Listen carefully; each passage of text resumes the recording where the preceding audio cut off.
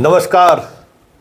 संतोष की रिपोर्ट में आप सबों का स्वागत है। और आज हम संतोष की रिपोर्ट में बात नरेंद्र मोदी की बिहार यात्रा की कर रहे हैं। जी हाँ, पिछले लगभग 4 महीने के अंतराल में चौथी बार आज बिहार पहुंचे हैं और बिहार में आज कई परियोजना का वो उद्घाटन और शिलान्यास भी किया है।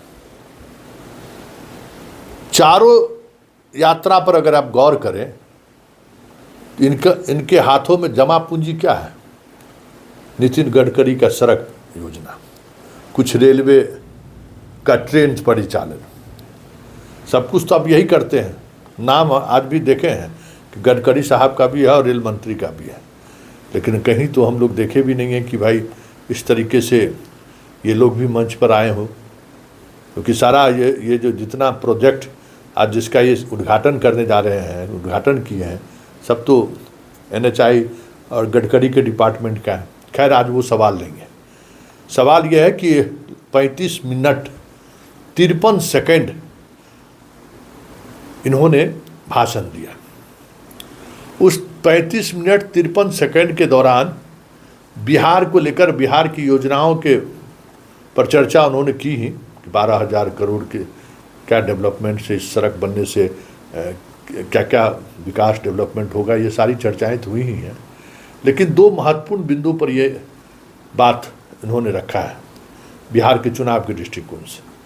ऑपरेशन सिंदूर की तो हवा निकल गई है, अब उस पर जनता आज इन पर ताली भी नहीं बजा रहा था। 2 मुद्दे पर ये जनता का ध्यान खींचने की कोशिश की है। पहला मुद्दा भ्रष्टाचार और दूसरा मुद्दा घुसपैठिए। हालांकि सीधे तौर पर SIR पर इन्होंने कमेंट करने से परहेज किया। स्वाभाविक है, परहेज करना ही होगा, लेकिन इशारे में चर्चा उसी पर उन्होंने किया। इन दोनों वक्तव्य का आज की तारीख में बिहार में मतलब क्या है, उस पर चर्चा करने से पहले पहले हम बात भ्रष्टाचार की कर देते हैं। आज नरेंद्र मोदी ने भ्रष्टाचार पर बड़ी बड़ी बातें कही हैं। चारा घोटाला से लेके कांग्रेस के शासनकाल से लेके अपने 11 वर्षों के शासनकाल में हमारे ऊपर एक भी भ्रष्टाचार का कोई आरोप नहीं लगा है। हमारी सरकार ऐसी सरकार है।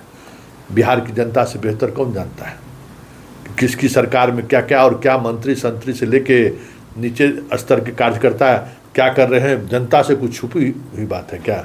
लेकिन बड़े जरा सुन लीजिए, भ्रष्टाचार पर इसलिए हम बात कर रहे हैं कि बिहार में ये भ्रष्टाचार पर बोल रहे हैं और इन्हें जानकारी नहीं है कि यहाँ इनके 2 प्रदेश अध्यक्ष और स्वास्थ्य मंत्री पर भ्रष्टाचार के गंभीर आरोप लगे और इस आरोप की जांच विशेष एजेंसियों से की जाए, इसको लेकर भी मांगे उठ रही हैं। तो कहाँ ED और CBI कोई दखल दे रहा है भाई? तो पहले ज़रा सुन लीजिए, क्योंकि अब ये कह रहे हैं कि माहौल बना रहे हैं। भाई 2014 से लेके अभी तक 2025 तक में 11 वर्षों में 195 रेड इन्होंने किया है ED और भ्रष्टाचार के खिलाफ, जिसमें 175 से अधिक रेड विपक्ष के नेताओं के यहाँ हुआ है। इनके जो मंत्री बिहार में हैं सब रामराज हरिश्चंद्र है क्या है? जो चीज़ें चल रही हैं बिहार में, क्या वो रामराज का संकेत है क्या? लेकिन बात कर रहे हैं तो ज़रा सुन लीजिए। भ्रष्टाचार पर हमें लगा था कि जब प्रशांत किशोर भ्रष्टाचार पर जब हमला बोलना शुरू किया है तो शायद मोदी परहेज करेंगे बिहार में भ्रष्टाचार पर बोलने पर, लेकिन उन्होंने परहेज नहीं किया। तो पहले जरा सुन लीजिए भ्रष्टाचार पर कह क्या रहे हैं। NDA सरकार भ्रष्टाचार के खिलाफ एक ऐसा कानून लाई है जिसके दायरे में देश का प्रधानमंत्री भी है। इस कानून में मुख्यमंत्री और मंत्रियों को भी शामिल किया गया है। जब ये कानून बन जाएगा तो प्रधानमंत्री हो या मुख्यमंत्री या फिर कोई भी मंत्री, उसे गिरफ्तारी के 30 दिन के अंदर जमानत लेनी होगी और अगर जमानत नहीं मिली तो 31वें दिन उसे कुर्सी छोड़नी पड़ेगी।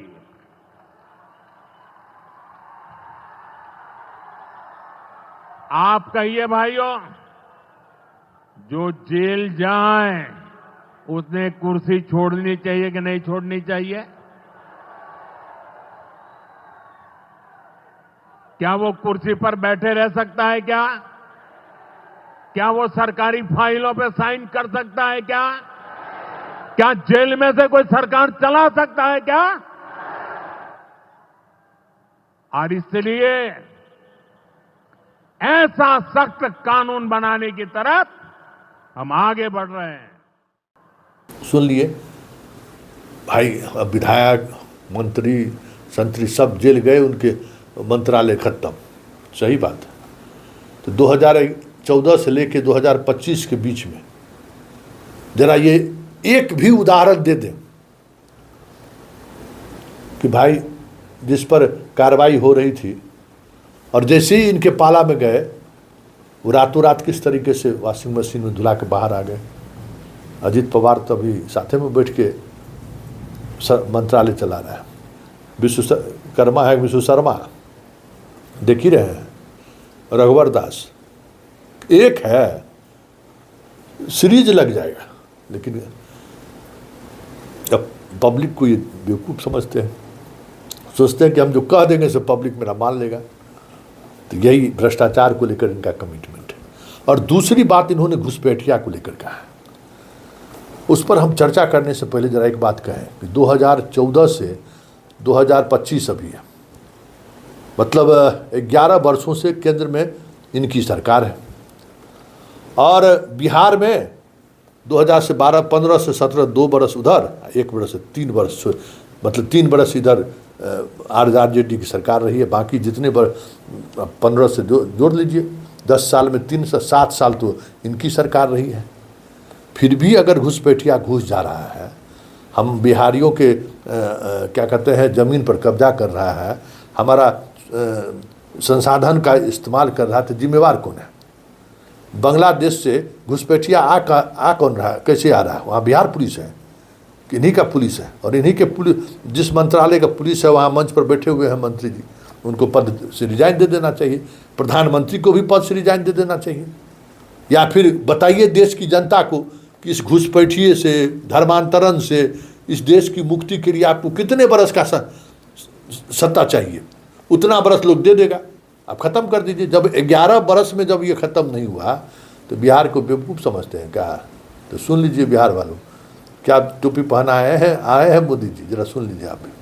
मैंने लाल किले से एक और खतरे की बात की है, और ये खतरा बिहार पर भी है। देश में घुसपैठियों की बढ़ती संख्या चिंता का विषय है। बिहार के सीमावर्ती जिलों में तेजी से डेमोग्राफी बदल रही है। इसलिए एनडीए सरकार ने तय किया है कि देश का भविष्य घुसपैठियों को नहीं तय करने देंगे। घुसपैठियों को बिहार के युवाओं के रोजगार नहीं छीनने देंगे। जिन सुविधाओं पर भारतीय लोगों का अधिकार है, उस पर घुसपैठियों को डाका नहीं डालने देंगे। इस खतरे से निपटने के लिए मैंने डेमोग्राफी मिशन शुरू करने की बात कही है। बहुत जल्द ये मिशन अपना काम शुरू करेगा। हम हर घुसपैठियों को देश से बाहर करके ही रहेंगे। आप मुझे बताइए, एक घुसपैठियों को निकालना चाहिए कि नहीं निकालना चाहिए?